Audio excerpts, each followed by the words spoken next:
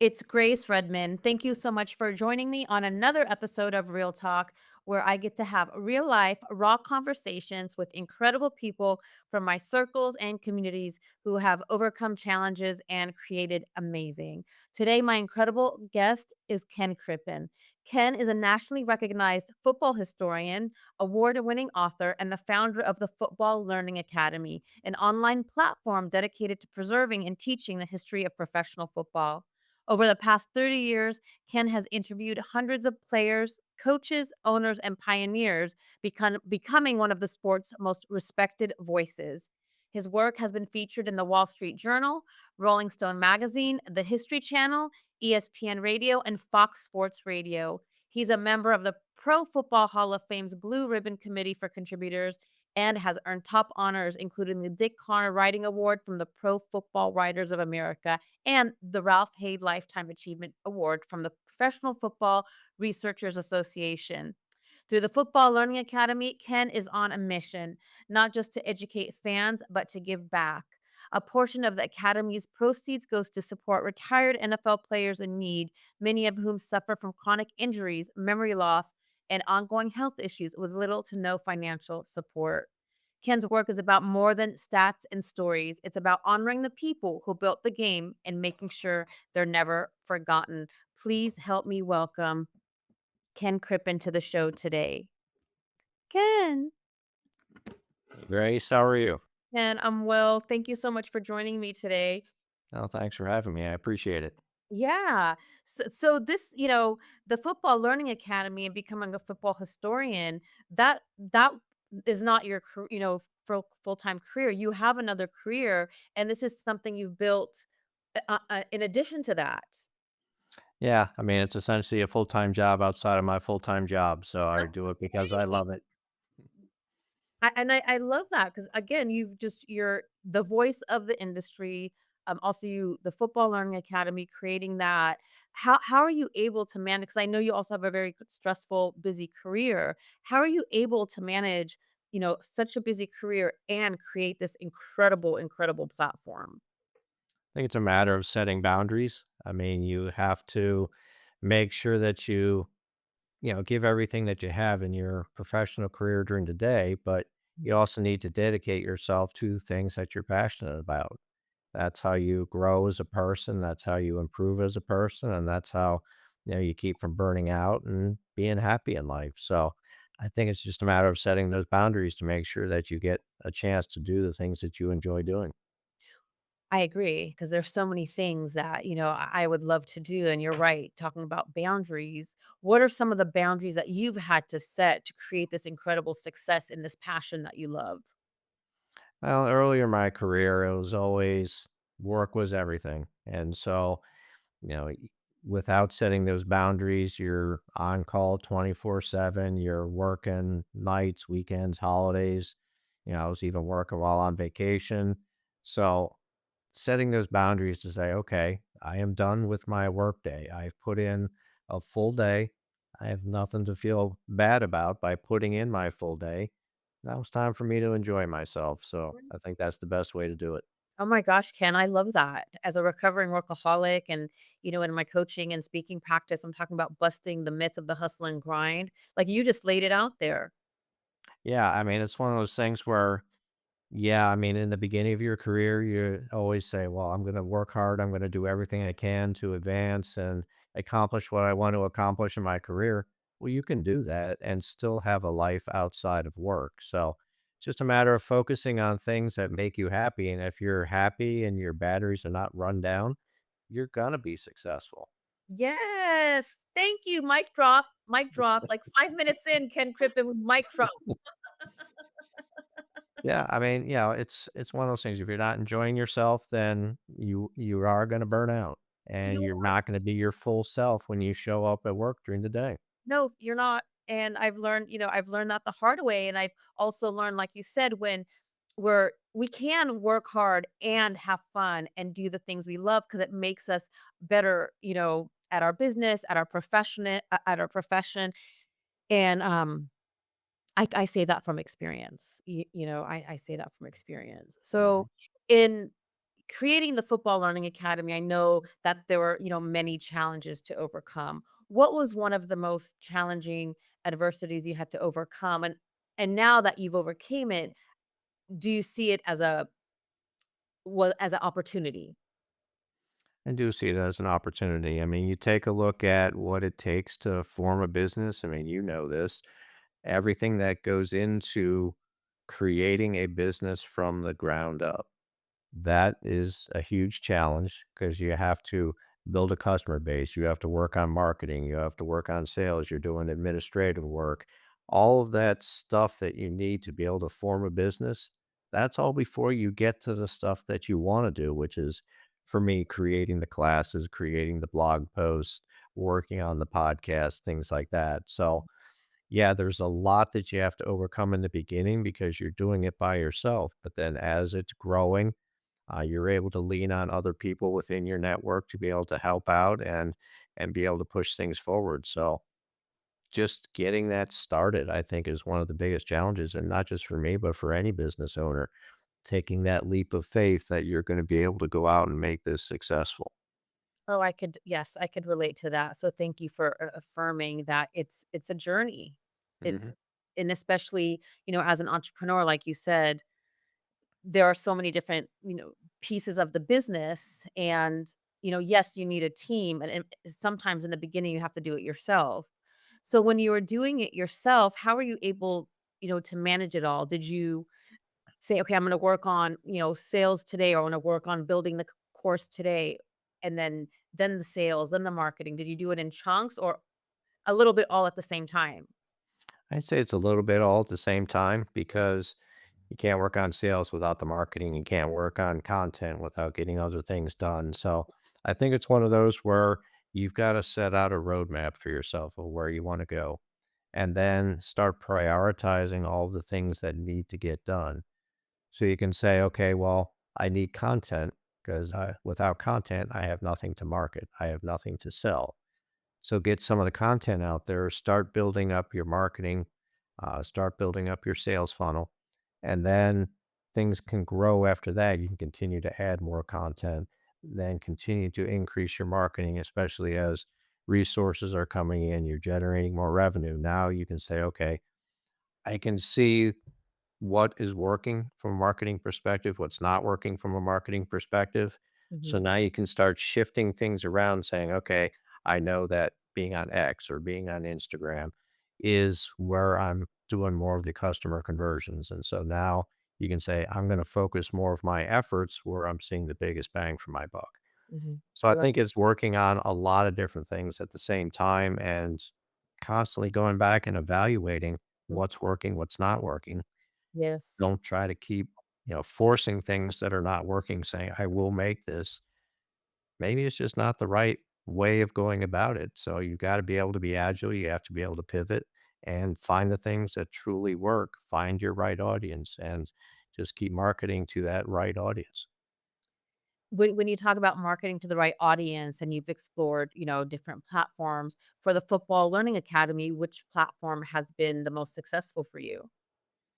I would say it's either a combination. It's either Facebook or X. X, I get more traction on things, and I have a better chance of doing conversions.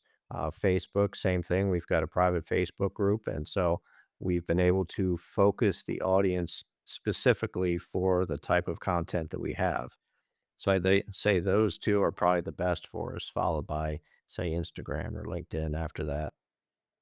And then when you, talk about the Football Learning Academy, can you share with us a little bit of what does that entail? Are they courses? Are you speaking?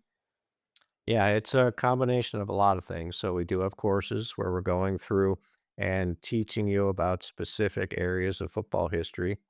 We also have blog posts where you can just read snippets of things going on within football history. We have a podcast. That way, we're able to bring in guests. We interview a lot of former players, administrators, coaches, Yes. things like that. And then, there's lots of other interviews that we have at the FLA as well. So there's pretty much something for everybody if you look at that. And then, social media as well, hitting that with different nuggets of information. And So share with us the passion behind starting the Football Learning Academy, because you've been a historian for many years and part of the association. What was the motivation behind starting the academy? It's Grace Redman. Thank you so much for tuning in. We really appreciate you here at Real Talk. If you've been inspired by what you're hearing and you're ready to take things to the next level, I would be honored to work with you. If you're a leader or entrepreneur ready to soar, I offer one on one coaching to help you create a business and life of freedom that you are excited to wake up to. And if you're craving something more intimate, I offer a personal VIP day that includes deep dive coaching, a nature walk, and an early dinner. I promise you will leave just feeling rejuvenated. If this speaks to you, please reach out and let's do this together. You can find me at www.graceredmond.com. Now, back to the program. What was the motivation behind starting the academy? I think what it was is that, as you mentioned, I've been doing this for a long time, and the passion has always been there. And then I was running the Professional Football Researchers Association for about 15 years. It's a nonprofit of over 400 members in 10 countries. So, large organization. But I felt it was time for me to go off on my own and be able to do the things the way I wanted to do them. So that's why I formed the Football Learning Academy. I wanted to focus specifically on teaching football history. And so having the FLA gives me that opportunity to be able to teach it, as well as the podcast, being able to interview some of the greats of the game and get that information out there, get those firsthand accounts, those stories out there so people can see that these players and coaches and administrators are more than just a helmet on the field, that there are real people underneath that helmet. And I want to get those stories out there so that people truly get to know these players as people instead of just as football players. Yes. And something that I wanted to ask you is what are some things about the players that the fans just don't understand? Like, they're not seeing, they're not understanding. Like you said, they just see them as a player on the field with a helmet. They want them to win. What are we missing as the fans?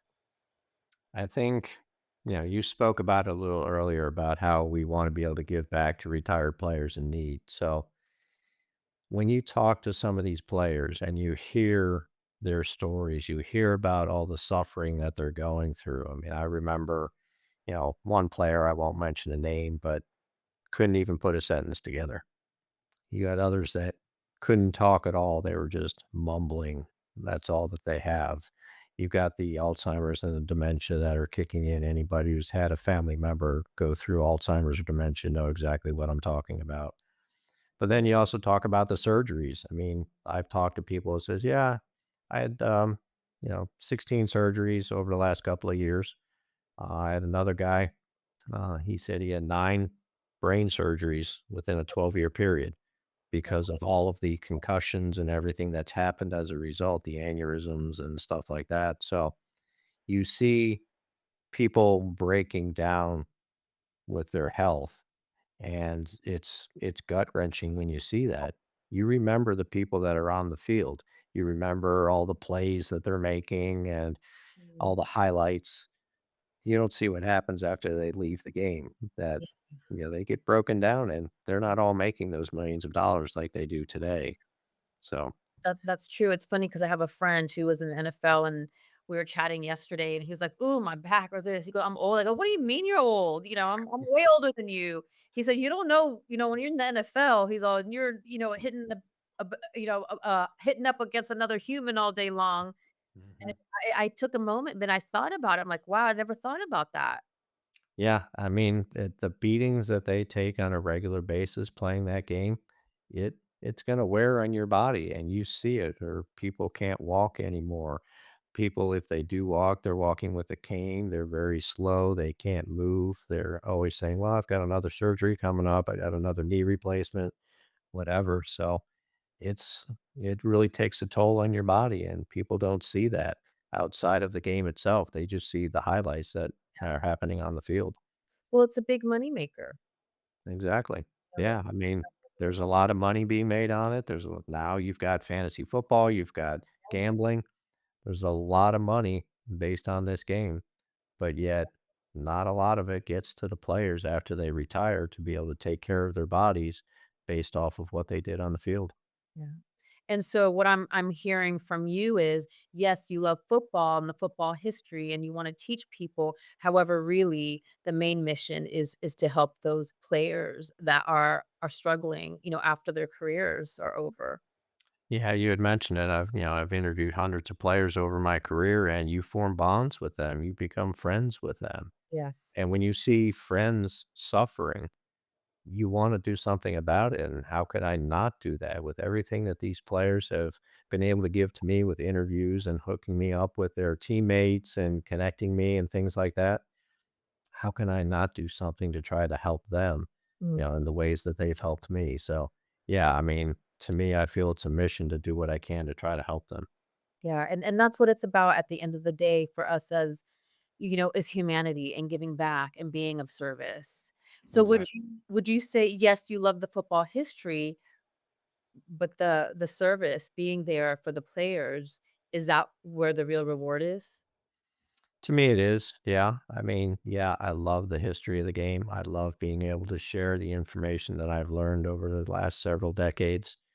But I want to be able to help those players too and be able to humanize a lot of these Yeah. players that people don't really see that. So being able to do both of them with the one vehicle of the Football Learning Academy, I think is a good combination. Yes, it's an amazing combination.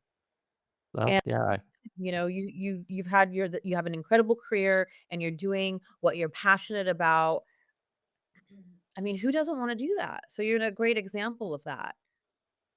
What Yeah, are I mean, I try to do what I can to be able to help these players out, and like you said, it's a driving motivation to be able to get out there and do what I can to help them. So, the passion drives everything. Yes, yes, and I can see that and hear it. Excuse me.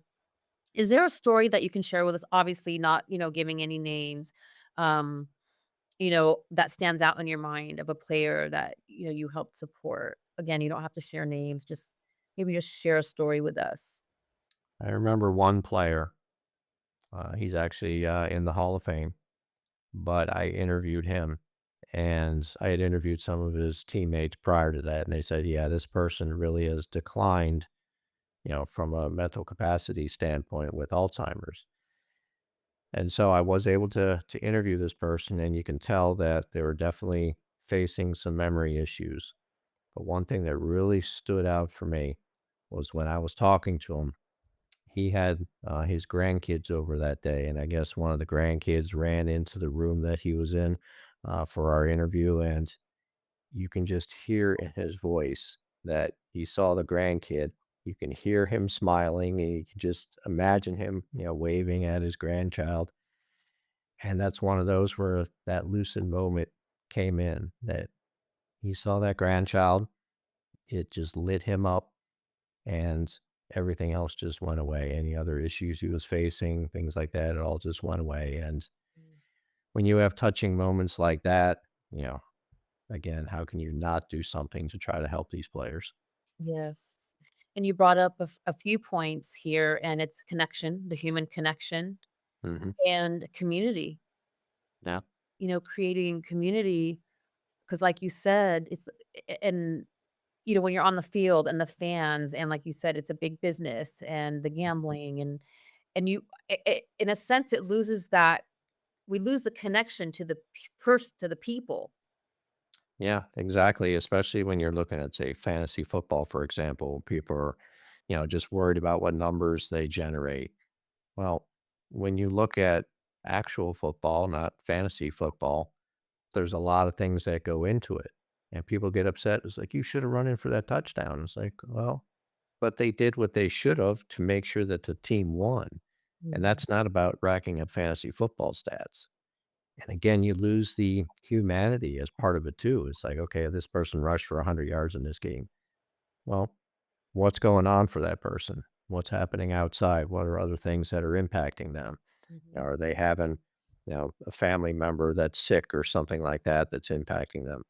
There's humanity behind that, not just stats and scores and things like that. And, when you look at a stat sheet of somebody from decades ago, You're saying, "Well, that person wasn't as good because they didn't rack up as many stats." Mhm. Well, there's a lot more to that than just looking at a box score. So, Mm, to me, I wanna, like we had talked before, is bring in that humanity, and when I bring them on my podcast, yeah, we talk football, but I wanna talk about the person. Like I like to say, it's like I wanna get under the helmet. I wanna learn about the person, what drives them, what motivates them. As you humanize that person, you find out what they're really like, what they're passionate about, what means the most to them, whether mm. it's family, whether it's giving back to their communities, regardless of what it is, you're learning something that you don't learn about reading a box score or just watching highlights on ESPN.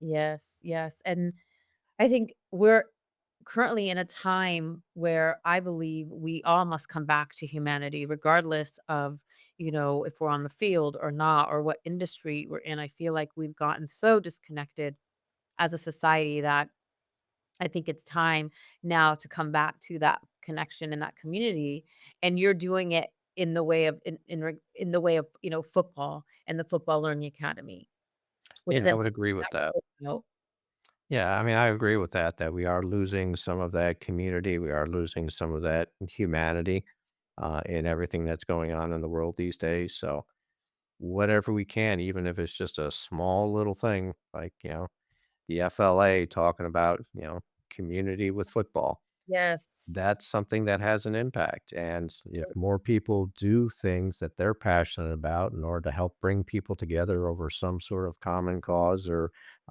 something that they're passionate about, then, we start healing as a society and starts getting better.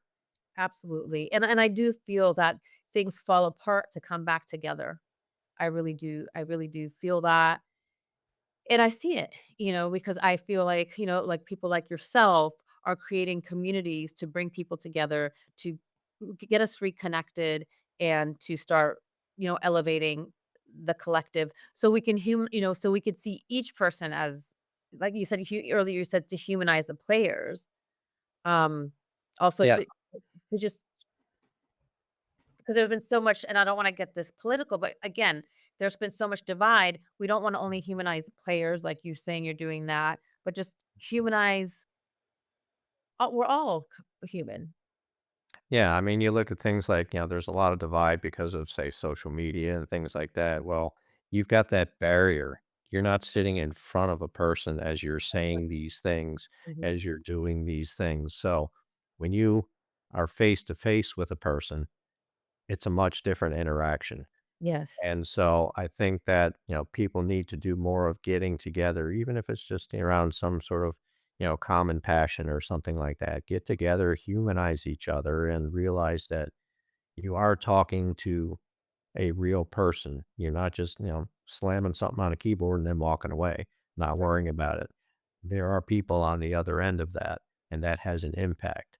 And so you Yes. need to make sure that you realize that and say, we need to be better as human beings with each other. Yes. Yes, thank you. That was beautifully said. Thank you so much. And so now going back to football, why is football such a popular sport?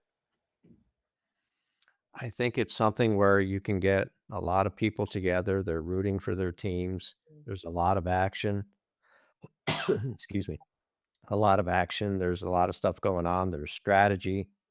So there's things for everybody. So if you like, the cerebral part of the game of the strategy and the chess pieces and all that, it's got something for that. If you just want a lot of excitement, with all the scoring and the celebrations, you've got that.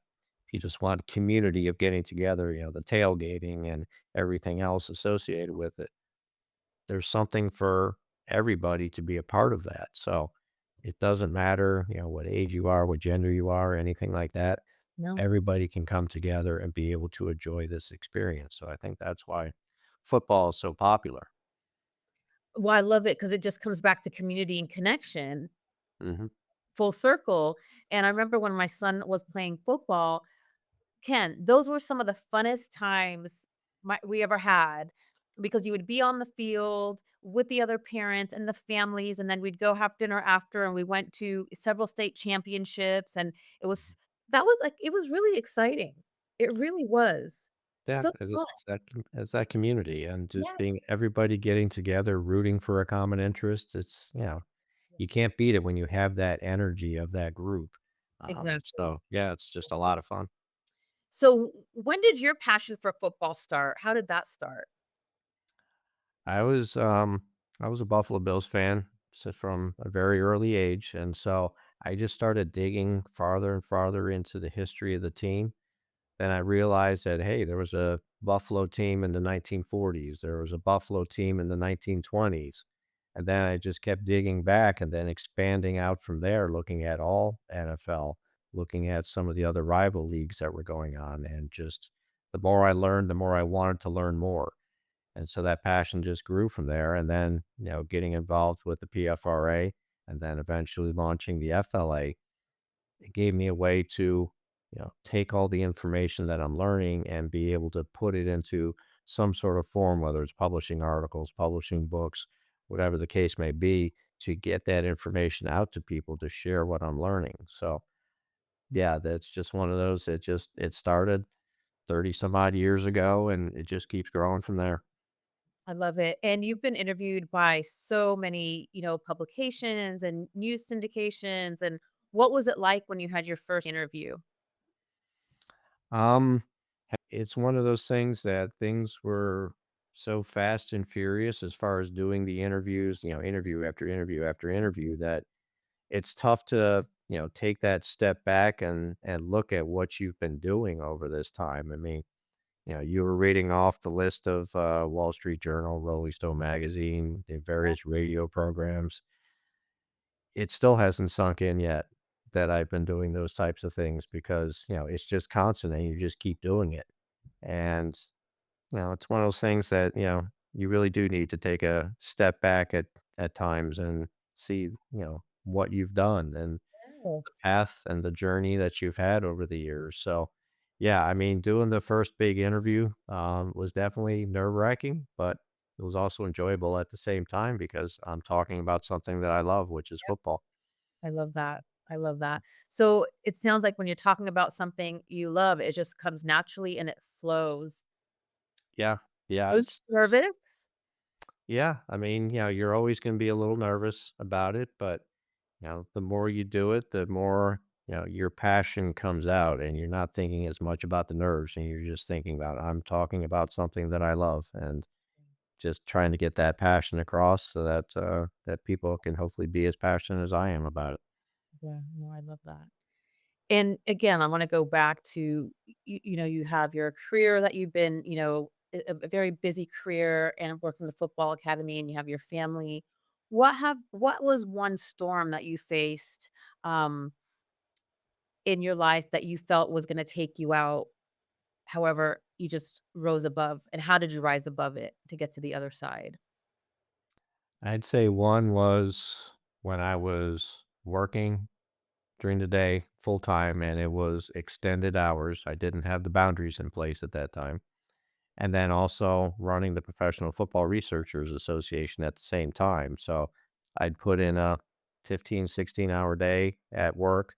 And then I'm like, okay, I now have to go and do the night shift at work, but I've got this interview with Deadspin coming up. So let me pull over into the parking lot, do the interview with Deadspin, and then go in and work the night shift, um, doing some testing. And I'm like, what am I doing here? I'm going to burn myself out. And I was burning myself out doing that. So that's when I had to start setting those boundaries and say, okay, well, I am not going to do that. I'm not going to rush around to try to squeeze in an interview, in the middle of doing a 24-hour shift. That's not going to work. One, take down that 24-hour shift so you're not doing that anymore. But two is if you got an interview like that, take the time to enjoy it. Make sure that you're able to show up. This isn't something you just squeeze in the middle of doing other things. Take the time to enjoy it, take the time to be fully present, and make sure that you're showing up for that interview. The person that's interviewing you is taking time out of their schedule to be able to talk to you about what's going on. They want to learn about you. The least you can do is show up and make sure that you're giving it everything that you have. Yes, you talk about being present and intentional. What is one way that helps you stay present? Because you still have a busy life and you have a full-time job and FLA is full-time. What helps you stay present and grounded so you're able to show up intentionally? I think it comes back to those boundaries that we were talking about earlier, Yep. making sure that, okay, I've got an interview this evening. I need to make sure that, I'm ending my workday at a time where I know I've got time to rest, relax, recharge, make sure I have some dinner, spend some time with the family, Mm. and then set myself up so that I'm relaxed. I'm in a good frame of mind to be able to go into the interview and be able to give it everything that I have. So it comes back to those boundaries that we had talked about earlier. Yeah, and you're setting intention as well, and you're creating space to be present. Exactly. For someone who's watching who has a passion, like they're working full time and they have a passion, they wanna start something, of their own, what advice would you give them?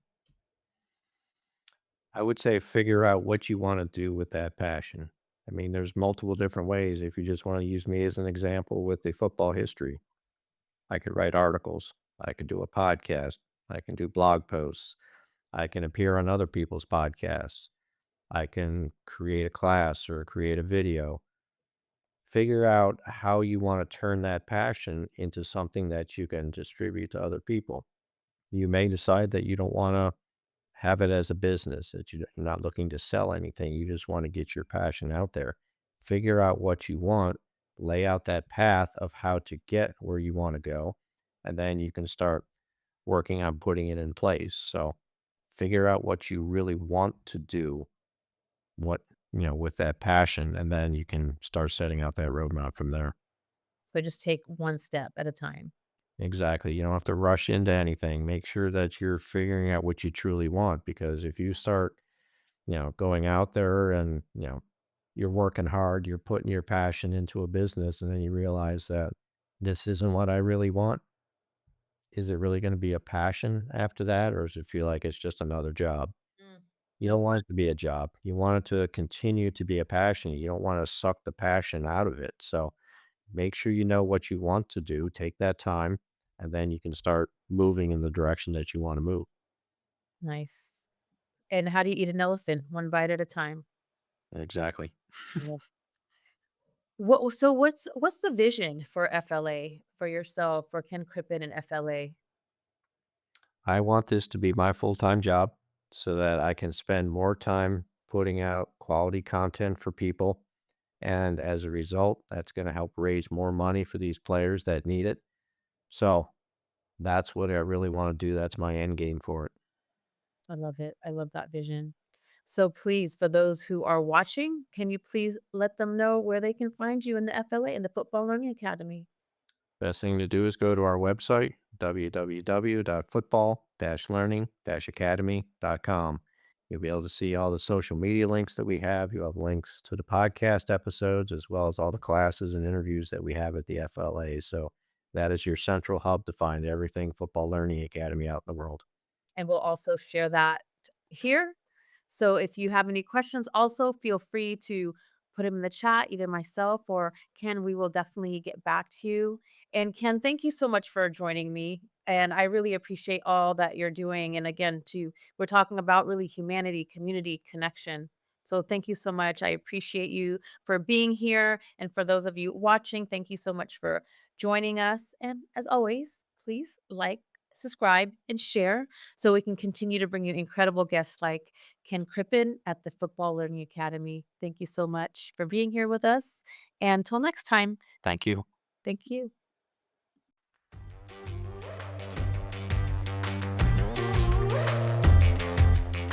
Hey, love, thank you so much for listening today. I am so grateful for you. I'd like to show you my appreciation by gifting you a free forgiveness self-hypnosis audio download. Part of living the fun and fabulous life is practicing forgiveness. Forgiveness can be such a long and challenging process. My intention is that this forgiveness audio will help you in practicing forgiveness, especially with yourself. Grab it by visiting daretoachieve.com/forgiveness. For more inspiring tips, make sure to connect with me on social media.